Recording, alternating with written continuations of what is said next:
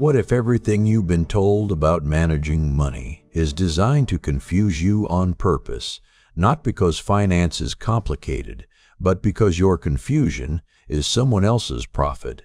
A professor scribbled the rules that actually matter onto a single index card. No spreadsheets, no jargon, no expensive advisor required. Today we're breaking down exactly what was on that card and why knowing it changes everything.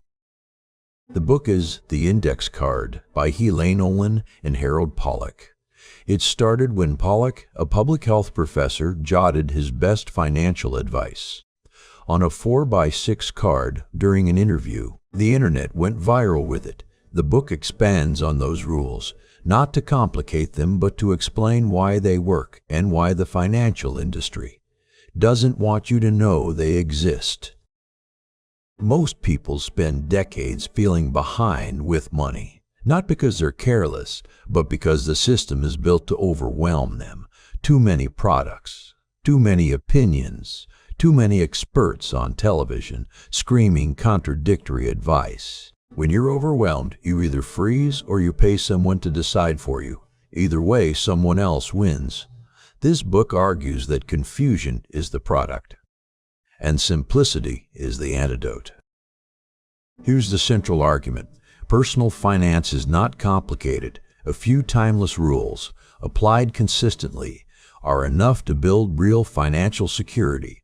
Over a lifetime, the financial services industry profits from making those rules feel inaccessible through jargon, complexity, and manufactured urgency. Once you see through that, the path becomes clear.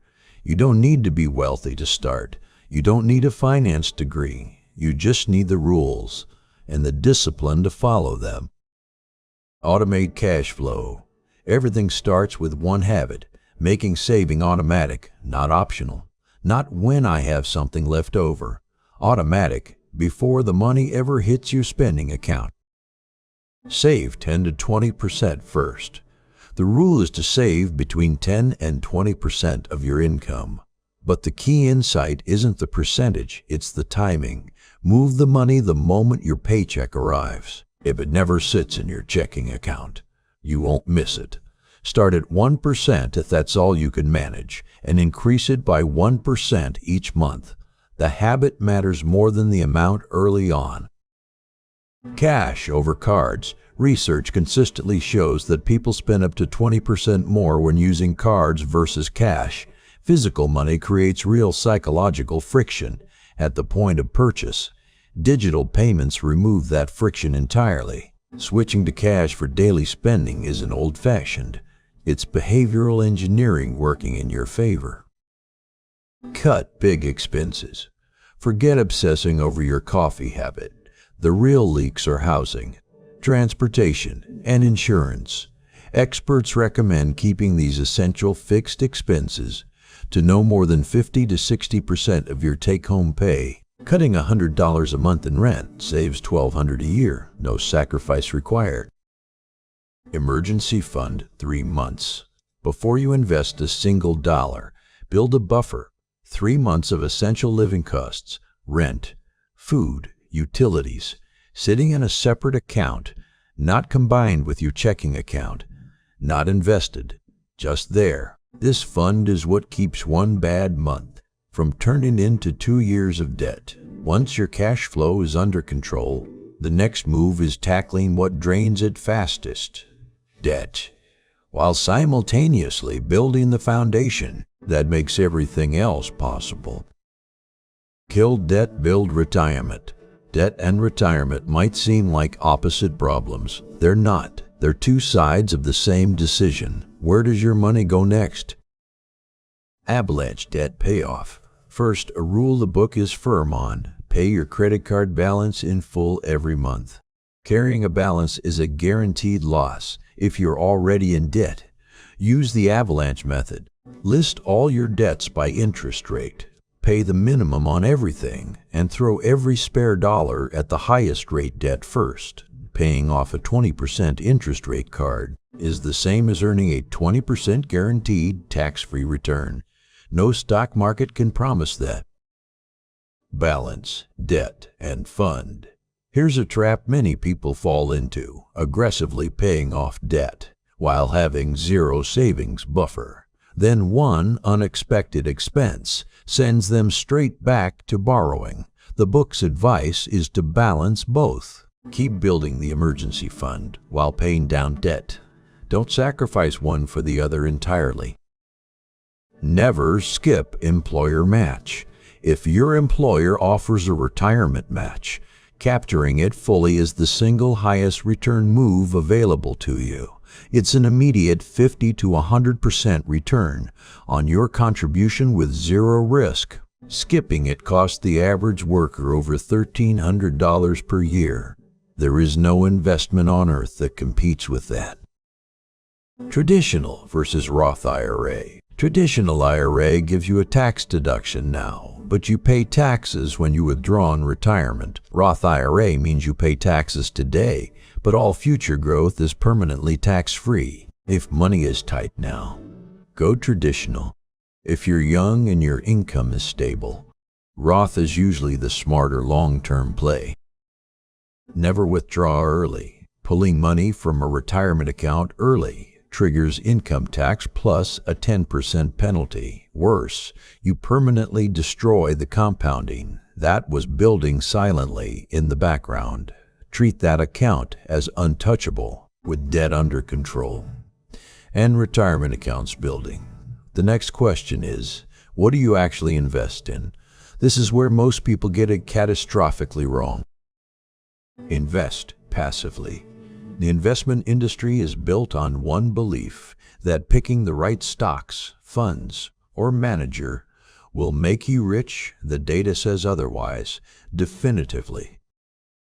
Stock picking always loses. Studies show fewer than 1% of individual investors consistently beat the market over the long term after fees. More than 80% of actively managed funds underperform their benchmark index in any given 5-year period. This isn't a bad luck problem, it's structural. The Kodak story says it all. A Dow Jones cornerstone company went bankrupt in 2012. Even the safest looking bets can go to zero. Buy index funds, ETFs. The alternative is beautifully simple. Buy low-cost index funds or ETFs and hold them. They track the broad market automatically. No prediction, no analysis, no timing required. You rise with the market over decades. That's the entire strategy. Bonds equal your age for asset allocation. The book offers a practical formula. Subtract your age from 1010 to find your stock percentage and put the rest in bonds. A 40-year-old holds roughly 70% in stocks and 30% in bonds within stocks, spread across 70% S&P 500 index, 15% small cap index, and 15% international index. Rebalance once a year and stop thinking about it. Avoid target date funds.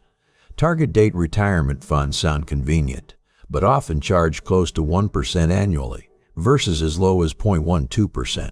For plain index funds, most buyers also mistakenly believe these funds guarantee their principal. They do not. Beware hidden fees. A fee difference of less than 1% might seem trivial. On a $5,000 investment over 30 years, that gap destroys over $5,000 in gains. Fees compound against you just as silently as returns compound for you. Even with the right investments, one wrong relationship can undo everything. That's why who advises you matters as much as what you invest in. Demand fiduciary. Not everyone calling themselves a financial advisor is legally required to act in your interest. Most aren't. Fiduciary at all times. A fiduciary is an advisor legally bound to put your interests first at all times. The phrase "at all times" matters. Some advisors claim fiduciary status in certain contexts, but not others. Always ask, are you a fiduciary at all times? Then ask for it in writing, before you hand over a single dollar. Avoid commission salespeople. Advisors working under the suitability standard only need to recommend products that are roughly appropriate for you. They are legally allowed to steer you toward higher fee products that earn them commissions without disclosing that conflict. They are salespeople operating under a professional title. Fee-only or robo-advisor. The two lowest conflict options. Fee-only advisors who charge a flat or hourly rate with no commissions, and robo-advisors that automate low-cost index investing algorithmically. Both remove the incentive to sell you something you don't need. Once your investing is on autopilot and you have the right advisor structure, the next big financial decision most people face is buying a home, and it comes with more traps than almost any other choice. Buy home when ready. Home ownership is wrapped in so much cultural mythology that most people never question whether the timing is actually right for them financially. Home, not investment. Your primary residence is not an investment in the traditional sense. It does not generate income. It comes with property taxes, maintenance costs, and mortgage interest. A 10% drop in home prices on a 10% down payment wipes out 100% of your equity. Renting is not throwing money away. Sometimes it's the smarter financial choice. 20% down, no PMI. Putting down less than 20% triggers private mortgage insurance, an additional monthly cost. That protects the lender, not you. Save until you hit 20% before buying. Fixed rate only. Adjustable rate mortgages offer lower initial payments that can spike sharply when rates rise. A fixed rate 15 or 30-year mortgage keeps your payment predictable for the life of the loan. Predictability is worth more than a lower number on paper today. Costs under 33%. Total housing costs, mortgage principal, interest, taxes, and insurance should not exceed 1/3 of your take-home pay. Going above that threshold puts every other financial goal at risk. The final layer is protection, making sure that a single catastrophic event can't destroy what you built. Build protection layer. Insurance is one of the most misunderstood areas of personal finance, mostly because it's sold by people who profit from complexity. Term life only. If people depend on your income, buy term life insurance. It replaces your income for a defined period and nothing more. Whole life and universal life policies bundle insurance with investment components, charge dramatically higher premiums, and consistently deliver poor returns. The book is clear. Buy term coverage for protection and put your investment dollars into low-cost index funds instead. High deductible plans for home and auto insurance. Choose the highest deductible you can self-insure against.